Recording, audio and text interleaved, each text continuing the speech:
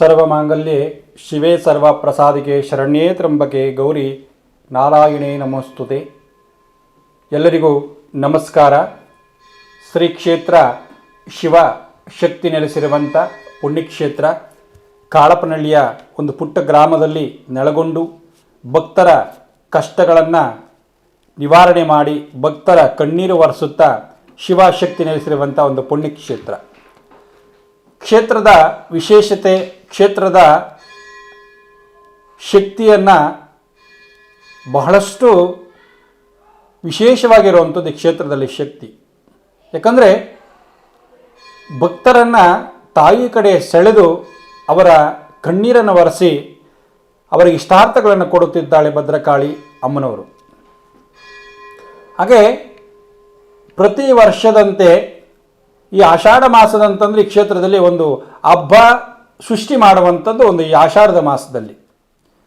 ಪ್ರತಿ ವರ್ಷವೂ ಸಹ ಈ ಆಷಾಢ ಮಾಸ ಬಂದಾಗ ಕ್ಷೇತ್ರದಲ್ಲಿ ಒಂದು ಹಬ್ಬ ವಾತಾವರಣ ಸೃಷ್ಟಿಯಾಗುವಂಥದ್ದು, ಮತ್ತು ಅತಿ ಹೆಚ್ಚಾಗಿ ಪೂಜೆ ಕಾರ್ಯಕ್ರಮ ನಡೆಯುವಂಥದ್ದು, ವಿಶೇಷವಾಗಿ ಹೋಮ ಕೈಕರ್ಯಗಳನ್ನು ಮಾಡುವಂಥದ್ದು. ಹಾಗಾಗಿ ಈ ಆಷಾಢದಂತಂದಾಗ ಭೀಮನ ಅಮಾವಾಸ್ಯೆ, ಆಷಾಢ ಮಾಸದ ಕೊನೆಯಲ್ಲಿ ಭೀಮನ ಅಮಾವಾಸ್ಯೆ ಬರುವಂಥದ್ದು ವಿಶೇಷ. ಈ ಭೀಮನ ಅಮಾವಾಸ್ಯೆಯ ವಿಶೇಷತೆ ಏನು? ಈ ಭೀಮನ ಅಮಾವಾಸ್ಯೆಗೆ ಆಗುವಂಥ ಕೆಲಸಗಳೇನು? ಭೀಮನ ಅಮಾವಾಸ್ಯೆಗೆ ಫಲ ಅಂತಂದರೆ ನೋಡಿ, ಭೀಮನ ಅಮಾವಾಸ್ಯೆಗೆ ಅತಿ ಹೆಚ್ಚಾಗಿ ದಾಂಪತ್ಯದಲ್ಲಿ ಯಾವುದೇ ಕಲಹ ಬರಬಾರದಂತೇಳಿ ಪತಿಗೆ ಪಾದ ಪೂಜೆ ಮಾಡುವಂಥದ್ದು ಬಹಳಷ್ಟು ವಿಶೇಷವಾಗಿ ಭೀಮನ ಅಮಾವಾಸ್ಯೆಯಲ್ಲಿ. ಈ ಭೀಮನ ಅಮಾವಾಸ್ಯೆಗೆ ಪಾದ ಪೂಜೆ ಮಾಡಿದಾಗ ಭೀಮನಂತೆ ಬಲ ಬರಲಿ, ನಮ್ಮ ಪತಿಗೆ ಭೀಮನಂತೆ ಶಕ್ತಿ ಬರಲಿ ಅಂತೇಳಿ ಪಾದ ಪೂಜೆ ಮಾಡಿ ಅವರಿಂದ ಆಶೀರ್ವಾದ ಪಡೆದ ಅಖಂಡ ಸೌಭಾಗ್ಯವತಿಯಾಗಿರಲಿ ಅಂತೇಳಿ ಆಶೀರ್ವಾದ ಪಡೆಯುವಂಥದ್ದು ಬಹಳಷ್ಟು ವಿಶೇಷ. ಶಿವ ಸ್ವರೂಪಳಾಗಿರುವಂಥದ್ದು ಶಕ್ತಿ, ಶಿವನ ಸ್ವರೂಪಳಾಗಿರುವಂಥದ್ದು ಪತಿ, ಇವರಿಬ್ಬರ ಒಂದು ಶಕ್ತಿ. ಮತ್ತು ಈ ಯಾವುದೇ ದಾಂಪತ್ಯದಲ್ಲಿ ಸಮಸ್ಯೆಗಳು ಬರಬಾರದು, ಯಾವುದೇ ಕೆಟ್ಟ ದೃಷ್ಟಿಗಳ ಮೇಲೆ ಬೀರಬಾರದು ಅಂತೇಳಿ ಈ ಭೀಮನ ಅಮಾವಾಸ್ಯೆಗೆ ತನ್ನ ಗಂಡಂದರಿಗೆ ಪಾದ ಪೂಜೆ ಮಾಡುವಂಥದ್ದು ಬಹಳಷ್ಟು ವಿಶೇಷ. ಇನ್ನೊಂದು ವಿಶೇಷ ಏನಂತಂದರೆ, ಈ ಕ್ಷೇತ್ರದಲ್ಲಿ ಶಿವ ಶಕ್ತಿ ಒಂದೇ ಜಾಗದಲ್ಲಿದ್ದಾಗ ಆ ಭೀಮನ ಅಮಾವಾಸ್ಯೆಗೆ ನಾವು ದರ್ಶನ ಮಾಡಿದಾಗ ನಮ್ಮ ದಾಂಪತ್ಯದಲ್ಲಿ ಯಾವ ಸಮಸ್ಯೆಗಳು ಸಹ ಬರೋದಿಲ್ಲ. ಹಾಗಾಗಿ ಆಷಾಢದ ಮಾಸದಾಗಿ ಈ ಕ್ಷೇತ್ರದಲ್ಲಿ ಮಹಾಚಂಡಿಯಾಗ, ಮಹಾರುದ್ರಯಾಗ, ದಶ ಪ್ರತಿಂಗ್ರಿಯಾಗ ಕ್ಷೇತ್ರದಲ್ಲಿ ಪ್ರತಿ ವರ್ಷ ಸಹ 3 ದಿನ ಕಾಲ ಸತತವಾಗಿ ನಡೆಯುವಂಥದ್ದು ಈ ಕ್ಷೇತ್ರದಲ್ಲಿ ವಿಶೇಷ. ಮತ್ತು ಮುಂದಿನ ತಿಂಗಳು 22ನೇ ತಾರೀಕು 7ನೇ ತಿಂಗಳು 2025ನೇ ಮತ್ತು 23ನೇ ತಾರೀಕು ಮತ್ತು 24ನೇ ತಾರೀಕು 22ರಿಂದ 20 ಭೀಮನ ಅಮಾವಾಸ್ಯೆವರೆಗೂ ವಿಶೇಷವಾಗಿ ಕ್ಷೇತ್ರದಲ್ಲಿ ಪೂಜಾ ಕೈಕರ್ಯಗಳನ್ನು ನಡೆಸುವಂಥದ್ದು. ಚಂಡಿಯಾಗ, ಮಹಾರುದ್ರಯಾಗ, ಪ್ರತ್ಯಂಗಿರಿಯಾಗ ಈ 3 ದಿನ ಕಾಲ ಸತತವಾಗಿ ಪೂಜಾ ಕೈಕರ್ಯಗಳನ್ನು ನಡೆಯುವಂಥದ್ದು ಬಹಳಷ್ಟು ವಿಶೇಷ. ಮೊದಲಿಗೆ 22ನೇ ತಾರೀಕು ಅಂದರೆ ಮಂಗಳವಾರ ಬೀಳ್ತದೆ. ಮಂಗಳವಾರ ಬೆಳಗ್ಗೆ 6 ಗಂಟೆಗೆ ಗಂಗೆಯ ಪೂಜೆಯಾಗಿ ಆಲಯ ಪ್ರವೇಶ ಆಗ್ತದೆ. ಆಲಯ ಪ್ರವೇಶ ಆದ ನಂತರ ಪುಣ್ಯಾಹ ಆಗ್ತದೆ.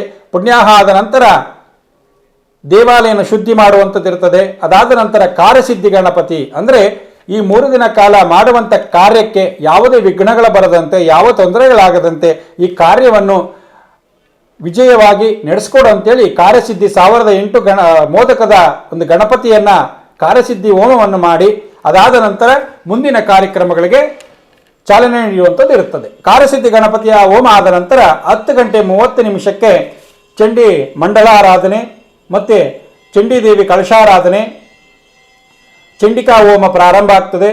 ಚಂಡಿಕಾ ಹೋಮ ಪ್ರಾರಂಭ ಆದರೆ ಸುಮಾರು 1:30 ಚಂಡಿಕಾದ ಹೋಮದ ಪೂರ್ಣವತಿ ಆಗ್ತದೆ. ಮತ್ತು ಮಹಾಮಂಗಳಾರತಿ ಅಮ್ಮನವರಿಗೆ ಪ್ರಾಕಾರೋತ್ಸವವಾಗಿ ಪೂರ್ಣವತಿಯಾಗಿ ತೀರ್ಥ ಪ್ರಸಾದ ಇರುವಂಥದ್ದು ವಿಶೇಷ.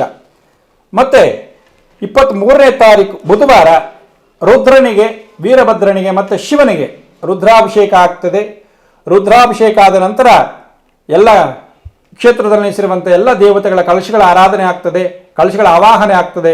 ಆದ ನಂತರ ನವಗ್ರಹ ಶಾಂತಿ ಆಗ್ತದೆ, ಮತ್ತು ಅಷ್ಟದಿಕ್ಪಾಲಕರ ಪೂಜೆ ಆಗ್ತದೆ, ಮತ್ತು ಎಲ್ಲ ದೇವತೆಗಳ ಕಲಶಾರಾಧನೆ ಮಾಡಿ ನವದುರ್ಗಿಯರ ಕಳಶೆ ಮತ್ತು ಅಷ್ಟಲಕ್ಷ್ಮಿಯರ ಕಳಶೆ ಮತ್ತು ಸಪ್ತಮಾತರ ಕಲಶಗಳನ್ನಿಟ್ಟು ಆರಾಧನೆ ಮಾಡಿ ಪೂಜೆ ಮಾಡಿ ಮಹಾರುದ್ರ ಕಲಶನ ಮಂಡಲ ಆರಾಧನೆ ಪೂಜೆ ಮಾಡಿ ಮಹಾರುದ್ರನ ಆವಾಹನೆ ಮಾಡಿ ಅದರಾದ ನಂತರ ರುದ್ರ ಹೋಮ 10:30 ಪ್ರಾರಂಭ ಆಗ್ತದೆ. 10:30 ಪ್ರಾರಂಭ ಆದಾಗ 1:30 ಪೂರ್ಣಾವತಿ ಆಗ್ತದೆ. ಪೂರ್ಣಾವತಿ ಆದ ನಂತರ ಅಮ್ಮನವರ ಪ್ರಾಕಾರೋತ್ಸವ, ಮಹಾಮಂಗಳಾರತಿ ಮತ್ತು ತೀರ್ಥ ಪ್ರಸಾದ ಇರ್ತದೆ. ಮತ್ತು 24ನೇ ತಾರೀಕು ಭೀಮನ ಅಮಾವಾಸ್ಯೆ ಗುರುವಾರ. ನೋಡಿ, ಇವತ್ತು ವಿಶೇಷವಾಗಿ ಗುರುವಾರ ಬಿದ್ದಿರೋದು ಬಹಳಷ್ಟು ಪುಣ್ಯ ಅಂತ ಹೇಳ್ಬೋದು ನಾವು. ಭೀಮನ ಅಮಾವಾಸ್ಯೆ ಗುರುವಾರ ಅಂತಂದರೆ ಗುರುನ ಅನುಗ್ರಹ ಇರ್ತದೆ.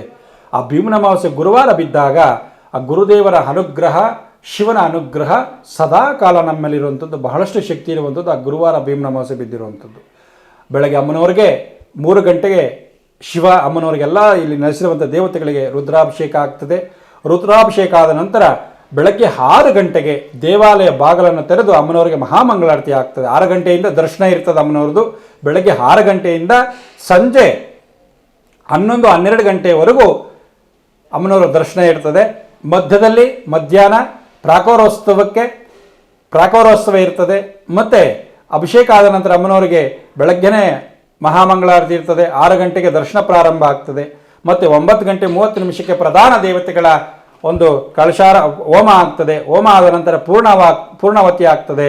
ಮತ್ತು 3 ಗಂಟೆ 30 ಮಹಾ ಪ್ರತ್ಯಂಗಿರಿ ಯಾಗ ಶುರುವಾಗ್ತದೆ. ಪ್ರತ್ಯಂಗಿರಿ ಹೋಮ ಶುರುವಾದ ನಂತರ 7 ಗಂಟೆಗೆ ಮುಕ್ತಾಯ ಆಗ್ತದೆ. ಈ 3 ದಿನ ಕಾರ್ಯಕ್ರಮಗಳಿಗೆ ಪೂರ್ಣಾವತಿಯನ್ನು ಕೊಟ್ಟು, ಪ್ರತ್ಯಂಗಿರಿ ದೇವಿಗೆ ಪೂರ್ಣಾವತಿಯನ್ನು ಕೊಟ್ಟು ಸಂಪೂರ್ಣವಾಗಿ ಮಹಾಮಂಗಳಾರತಿಯನ್ನು ಮಾಡಿ, ಅದಾದ ನಂತರ ಕ್ಷೇತ್ರದಲ್ಲಿ ವಿಶೇಷವಾಗಿರುವಂಥದ್ದು ಏನಪ್ಪ ಆಕರ್ಷಣೆ ಅಂತಂದರೆ 3008 ತೆಂಗಿನಕಾಯಿ ದೀಪ ಹಚ್ಚುವಂಥದ್ದು ಈ ಕ್ಷೇತ್ರದಲ್ಲಿ ವಿಶೇಷ. ರಂಗಪೂಜೆ ಅಂತೀವಿ ನಾವು ಅದನ್ನು. ರಂಗಪೂಜೆ ಅಂತಂದರೆ ಬಹಳಷ್ಟು ಶಕ್ತಿ ಇರುವಂಥದ್ದು.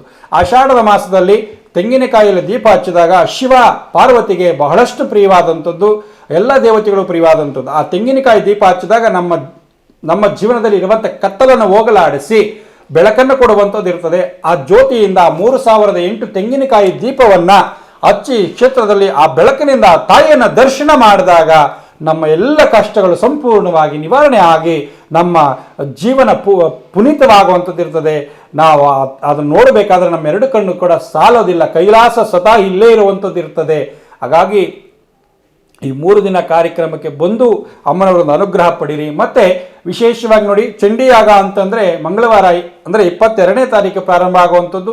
ಈ ಚಂಡಿಯಾಗದಲ್ಲಿ ಭಾಗವಹಿಸಿದ್ರೆ ನಮ್ಮಲ್ಲಿರುವಂಥ ಸಮಸ್ಯೆಗಳು, ಯಂತ್ರ ಮಂತ್ರಗಳ ತಾಂತ್ರಿಕ ವಿದ್ಯೆಗಳಿಂದ ಪ್ರಯೋಗ ಆಗಿದ್ದರೆ, ಚಂಡಿ ಪ್ರಯೋಗ ಆಗಿದ್ದರೆ, ಯಾವುದೇ ಸಮಸ್ಯೆಗಳು ಸಹ ಆಗಿದ್ದರೂ ಸಹ ಪರಿಹಾರ ಆಗಿ ಆ ಅಮ್ಮನವರ ಕೃಪೆಯಿಂದ ಆ ಚಂಡಿ ದೋಷಗಳೆಲ್ಲ ಪರಿಹಾರ ಆಗಿ ಒಳ್ಳೆಯದಾಗುವಂಥದ್ದು ಇರ್ತದೆ. ಮತ್ತು ರುದ್ರಯಾಗಕ್ಕೆ ಭಾಗವಹಿಸಿದ ಕಾಲ ಮೃತ್ಯು ಮಧ್ಯದಲ್ಲಿ ಬರುವಂಥ ಗಂಡಾಂತರಗಳು, ಯಾವುದೇ ತಾಂತ್ರಿಕ ವಿದ್ಯೆ ಆಗಿದ್ದರೂ ಸಂಪೂರ್ಣವಾಗಿ ನಿವಾರಣೆ ಆಗ್ತದೆ. ಯಾವುದೇ ಭೂತ ಪಿಚಾಚಿಗಳ ಗ್ರಹಶ್ರೇಷ್ಠಗಳಾಗಿದ್ದರೂ ಸಹ ಸಂಪೂರ್ಣವಾಗಿ ನಿವಾರಣೆ ಆಗ್ತದೆ. ಮತ್ತು ಅದೇ ಬುಧವಾರ 23ನೇ ತಾರೀಕು ಸಂಜೆ 7 ಗಂಟೆಗೆ ಈ ಕ್ಷೇತ್ರದಲ್ಲಿ ಗಿರಿಜಾ ಕಲ್ಯಾಣೋತ್ಸವ, ಶಿವ ಪಾರ್ವತಿ ಅಮ್ಮನವರಿಗೆ ಕಲ್ಯಾಣೋತ್ಸವ ಮಾಡುವಂಥದ್ದು ಇರ್ತದೆ. ಕಲ್ಯಾಣೋತ್ಸವ ಅಂತಂದರೆ ಯಾರಿಗೂ ಮದುವೆ ಆಗಿರಲ್ವಾ, ಮಕ್ಕಳಾಗಿರಲ್ಲ, ಅಂಥವ್ರು ಬಂದು ಆ ಕಲ್ಯಾಣೋತ್ಸವಕ್ಕೆ ಭಾಗವಹಿಸಿದಾಗ ಸಂಪೂರ್ಣವಾಗಿ ನಿಮಗೆ ಕೆಲಸ ಕಾರ್ಯಗಳಾಗುವಂಥದ್ದು. ಅಂದರೆ ಬುಧವಾರ ಸಂಜೆ 7 ಗಂಟೆಗೆ ಕಲ್ಯಾಣೋತ್ಸವ ಆಗ್ತದೆ. ಕಲ್ಯಾಣೋತ್ಸವ ಆದ ನಂತರ ಅಮ್ಮನವ್ರ ಪ್ರಾಕಾರೋತ್ಸವ ಮತ್ತು ಬಂದಂಥ ಭಕ್ತರಿಗೆ ತೀರ್ಥ ಪ್ರಸಾದ ಸಹ ಇರ್ತದೆ. ಮತ್ತು 24ನೇ ತಾರೀಕು ಭೀಮನ ಅಮಾವಾಸ್ಯೆ ಬೆಳಗ್ಗೆಯಿಂದ ಸಂಜೆಯವರೆಗೂ ವಿಶೇಷವಾಗಿ ಕಾರ್ಯಕ್ರಮಗಳಿರ್ತದೆ. ಮತ್ತು ವಿಶೇಷವಾಗಿ ನೋಡಿ, ಪ್ರತಿ ವರ್ಷದಂತೆ ಈ ವರ್ಷ ಸಹ ಈ ದೇವಸ್ಥಾನ ವತಿಯಿಂದ, ದೇವಸ್ಥಾನ ಟ್ರಸ್ಟ್ ಕಡೆಯಿಂದ ಭಕ್ತರಿಗೆ ಅನುಕೂಲ ಆಗಲಿ ಅಂತೇಳಿ ಕುಬೇರ ಲಕ್ಷ್ಮಿಯ ಒಂದು ಚಕ್ರವನ್ನು ಈ ಕ್ಷೇತ್ರದಲ್ಲಿ ಪ್ರತಿ ವರ್ಷದಂತೆ ಕೊಡುವಂಥದ್ದು ಇರ್ತದೆ. ಲಕ್ಷ್ಮಿಯ ಕುಬೇರ ಚಕ್ರ ಅಂತಂದರೆ ಮನೆಯಲ್ಲಿ ಹಣಕಾಸು ಸಮಸ್ಯೆ, ಮನೆಯಲ್ಲಿ ಹಣಕಾಸು ನಿಲ್ತಾ ಇಲ್ಲ, ವ್ಯಾಪಾರ ಅಭಿವೃದ್ಧಿ ಆಗ್ತಾ ಇಲ್ಲ, ವ್ಯಾಪಾರ ಕ್ಷೇತ್ರದಲ್ಲಿ ಇಡ್ಬೋದು, ಮತ್ತು ನೀವು ರಾಜಕೀಯ ಕ್ಷೇತ್ರದಲ್ಲೂ ಸಹ ಇಡ್ಬೋದು. ನೀವು ಎಲ್ಲೇ ವ್ಯಾಪಾರ ಮಾಡುವಂಥ ಕ್ಷೇತ್ರದಲ್ಲಿ ಮನೆಯಲ್ಲಿ ಆ ಚಕ್ರವನ್ನು ತೆಗೆದುಕೊಂಡು ಇಟ್ಟರೆ ನಿಮ್ಮೆಲ್ಲ ಸಮಸ್ಯೆಗಳು ಪರಿಹಾರ ಆಗುವಂಥದ್ದು ಬಹಳಷ್ಟು ವಿಶೇಷ.